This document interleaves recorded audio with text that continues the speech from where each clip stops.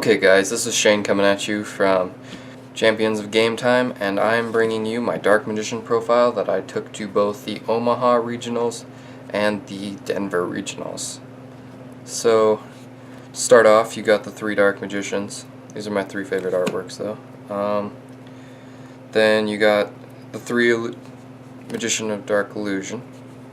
Him I kind of sided out a lot. He's good, but you don't want to see him very much firsthand unless you're in a pretty deep spot. Next you run the 3 rod. It's basically your Stratos. You search off any spell or trap you want, which can be kind of tough when you don't have everything you need in your hand. Then I run 2 hand traps. I run 2 Ghost Reaper Winter Cherries. Just good for the ABCs and stuff. I don't know. I think I might take them out though. They're kind of bricky when you're not playing something you're prepared for. Then I got 2 Maxi. It's just good for draw power. Then for one of monsters, I've got 1 Kaiku the Ghost Destroyer and 1 Magician's Robe. Did use Magician's Robe once during the Denver Regionals, and it actually helped quite a bit. So moving on, you have the spell lineup. You run, of course, the 3 Dark Magical Circle. You can't run anything else of that. For the other Dark Magician specific cards, you run Dark Magic Attack, or I'm running Dark Magic Attack. 1 Illusion Magic. I really struggle with the 1 or 2. I like having 2, but the 1 works fine too. Problem with the deck right now is that I had to cut some cards down.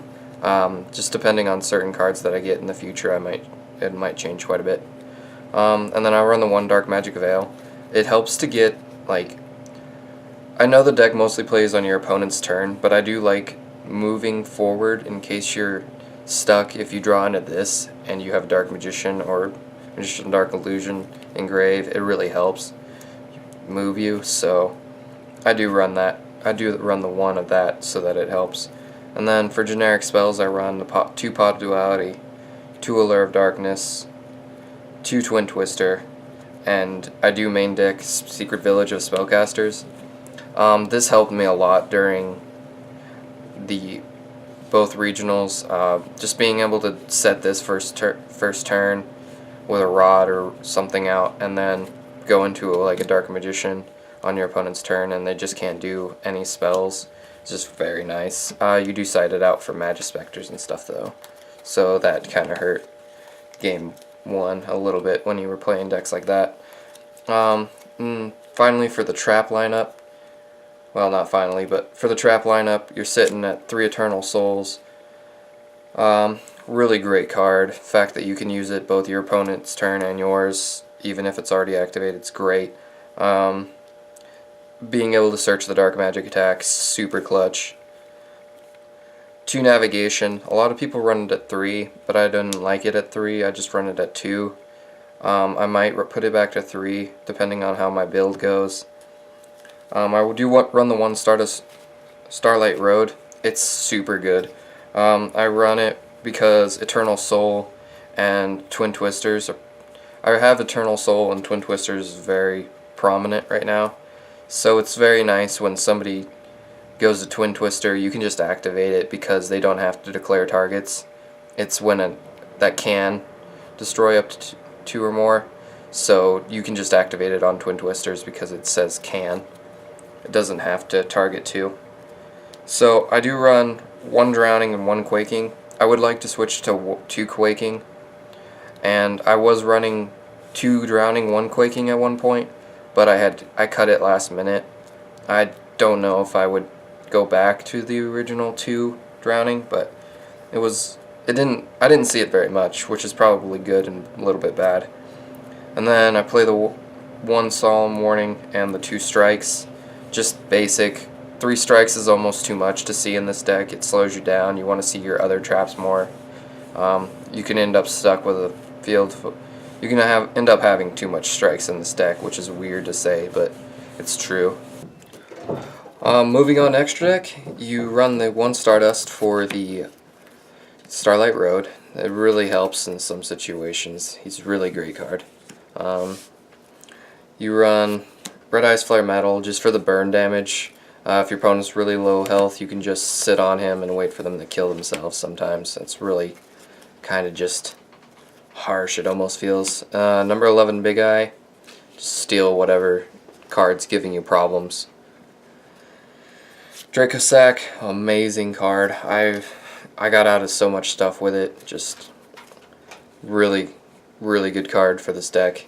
Being able to make it's just super nice. Gaia Dragon, really good. I never actually made it, but it's a very good card.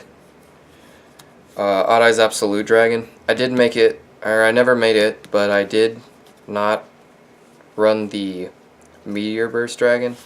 I wish I could have, I just didn't have the space for it. You got the Ebon High Magician, just cause he can be good in some sitting situations. You overlay into him, and your opponent doesn't expect something from your hand or something. But his real good effect is if he's destroyed. If you're sitting on a spellcaster in your secret village and you overlay into him, if he's destroyed, you special summon a Dark Magician and destroy your opponent's monster. So that's the real good part of him. Ebon Illusion Magician, he's really your good Xyz. I only play one though. He just amazing. The effect is special summon from your hand or deck, and then just when one of the normal monsters attacks, just banish. Really gives some extra banish power to the deck.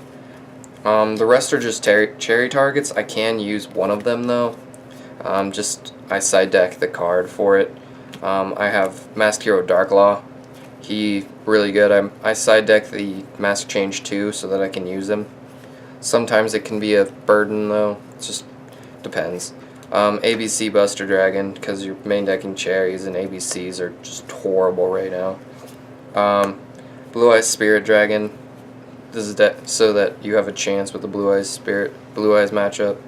It's just really fun. Also for the Blue Eyes matchup, you've got number 38. Really problematic card for the deck. Your spells are basically your bread and butter, and if he negates them and jacks them, then it's just no good. Also for ABCs, you got the Diamond Direwolf. Sometimes when your opponent had no other outs and they can't go in ABCs, they'll just go into this and hit your Eternal Soul, and that's just really bad. And finally, Burn to the Burning Abyss. You got Dante, and he's just, in case you ever see a Burning Abyss, you can counter your way out of it. But that's the extra deck. Moving on to the side deck. I don't have all of the side deck I had because I was using Friends Gamma Seals, so there's 2 extra Gamma Seals in this. I was using Light Imprisoning Mirror. There's a lot of light decks that are running around. It's not super helpful, but I don't have I don't have anything else for that spot. Then I was running the 2 Mask Change 2s.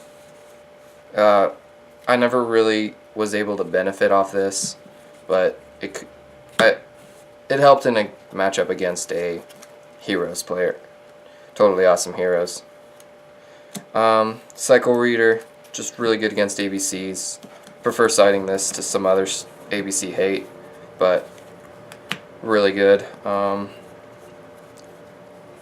did side the second Drowning just in case, but it was I didn't put it in very much, and when I did, it just slowed the deck down. So then Raigeki, 2 system downs for more ABC hate, because of course everybody hates ABC. Chaos Hunters, really good. Didn't really use them though. And then for Paleozoics, I didn't really have much, so I ended up siding the Sorcerer of Dark Magic. I never actually played Paleozoics though, so I never used him. But the fact that he can negate traps is very nice, and you can navigate into what you need to summon him. So I never really used him, but he would have helped in a matchup like that.